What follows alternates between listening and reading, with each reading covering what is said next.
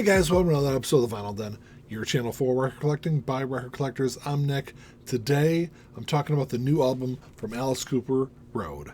There's a bunch of links down below. Make ssure you go check them out. There's links for the Vinyl Den Facebook group, for the merch page, for the Spotify and Apple Music playlists we put together every week, and the Patreon page. Make sure you go check all that out. Of course, if you enjoyed the episode, make sure you give me a thumbs up. Hit that subscribe button down below. Make sure you hit that notification bell so you're notified every time I release new episodes. So I've been wanting to do a review of this album since it came out on August 25th. But with a lot of these albums, I like to sit down with them and go over them multiple times over a couple of weeks because, a lot of times my opinion changes on an album from the first time or two I listen to it.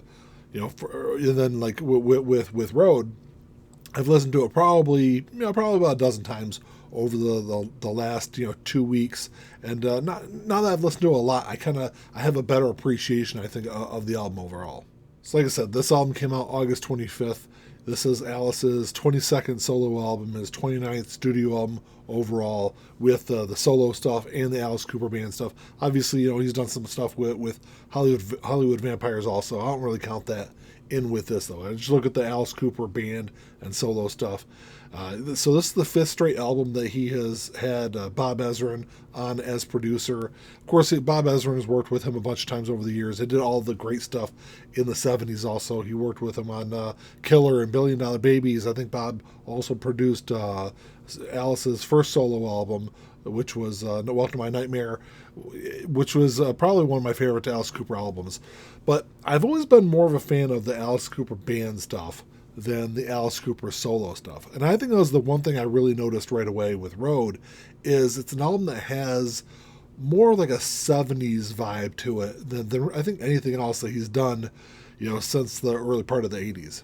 It seems like Alice is hitting kind of a really productive period in his career. I think there was 6 years between Welcome to My Nightmare 2 and then Paranormal, which came out in 2017. There's a big gap there. Actually, really, all through the 2000s, he's gone multiple years, kind of a big gap in between releasing albums. And then Detroit Stories came out in 2021. And then now Road comes out in 2023, and he's even announced already that he's got another album ready to release next year. So we're getting a lot of stuff from Alice. And to be completely honest, I haven't been a big fan of Alice's 2000s albums. I'll say that, like, Dirty Diamonds was an okay album. Welcome to My Nightmare 2 was a good album.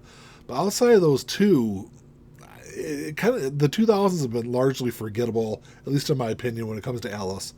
And then he released Detroit Stories in 2021. And I didn't have a whole lot of expectations going into that album, like I said, because I haven't been a fan of a lot of the stuff that he's done in the 2000s. But I thought Detroit Stories was a really fantastic album. So when I saw that Road was getting released, I was kind of hoping there was going to be kind of the same kind of feel on Road. And I think kind of comparing Road versus Detroit Stories is the quality was definitely there on Detroit Stories. But there were times on Detroit Stories where the album didn't really feel all that cohesive. It felt like, there wasn't, some songs were good but didn't necessarily belong on that album.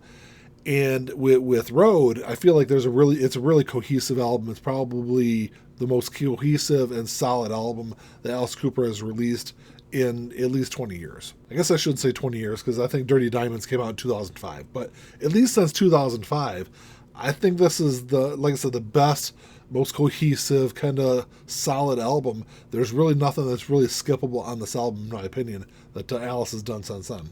So as far as the process of this album, or what the intent of this album was, so going into it, Alice Cooper really wanted to put an album together that really kind of showcased his road band. He's got a great road band. He's got Nita Strauss, Ryan Roxie, Tommy Hendrickson on guitar. He's got Chuck Garrick on bass, and then he's got Glenn Sobel on drums. A great backing band that he has.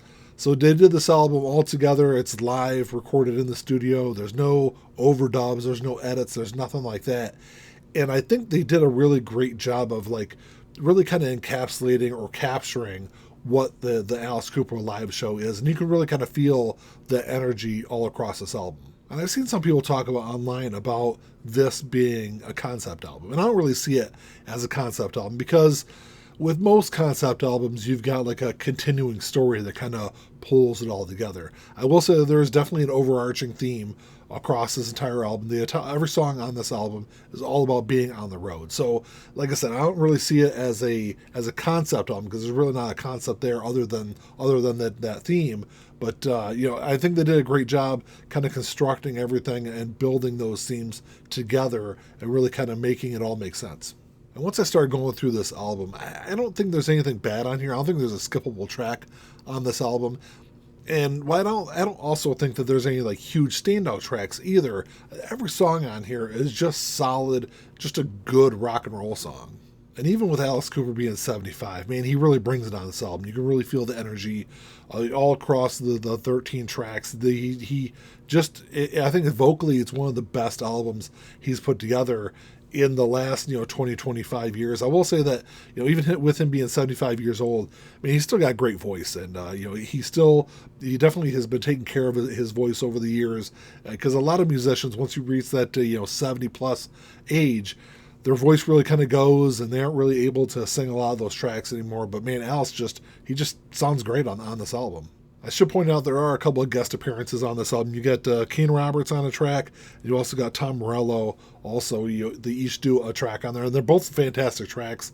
I'm not sure if you really needed either one of them on this album, but they're kind of a little bit of an added boost to those tracks. If you're looking to pick this up on vinyl, there was a couple of different versions that were available. I got the red and black version. Looks pretty cool. A nice little splatter pattern to it. There was also, I think the indie exclusive was blue. I think there was also a third color on top of also being a black copy also. But, it looks great and it sounds great also. And there's a little bit of a nice bonus that comes with the vinyl release, is that it also comes with a DVD. I think the CD also came with the DVD. But the DVD has Hellfest 2022 on there, which I haven't got a chance to check out the DVD yet, but I'm sure it's a great show. But the vinyl itself, the jacket itself looks pretty nice. I'm not sure who did the album artwork on this, but I love the road picture there with Alice looking in the mirror. There's the back cover, and then the inside of the jacket is just a picture of Alice and the band.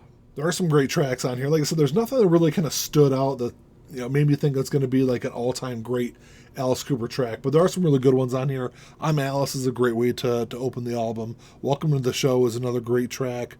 Rules of the Road. There's only one kind of ballad that's on here, and that's Baby Please Don't Go, which is still a good track. Road Rats Forever is another great track also. Just like I said, from beginning to end, it's just a really solid, great rock album. So the first time I sat down and listened to this album, I'm not sure if I really kind of maybe I just didn't really pay that good of attention to the album when it first played through, but like my first impression was like a 6. I thought it was a good album. It was an okay album, but I wasn't really all that impressed with it. And then, like I said, I listened to it a couple more times. I've probably listened to it at least almost a dozen times since it came out a couple of weeks ago. And I think it's like a solid 7.5. I think it's a good score for, like I said, a guy that's in his mid-70s, putting out rock albums. He's got a great backing band with him, of course, but they do a great job putting this all together. It's probably one of the best, like, pure rock albums of the last several years. Like, I'm just really impressed with it. Well, that's all I got for you today, guys. Thanks for checking the show out. Make sure you drop me a comment down below, because I'd love to know what you guys think of this new album by Alice Cooper.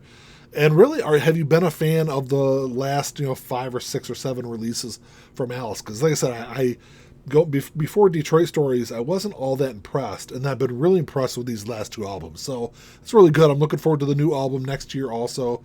I gave it a 7.5. I'd love to know what you guys think, what kind of score you would give it. But if you enjoyed the episode, make sure you give me a thumbs up. Hit that subscribe button down below. That's all I got. Until next time, keep on spinning. Peace.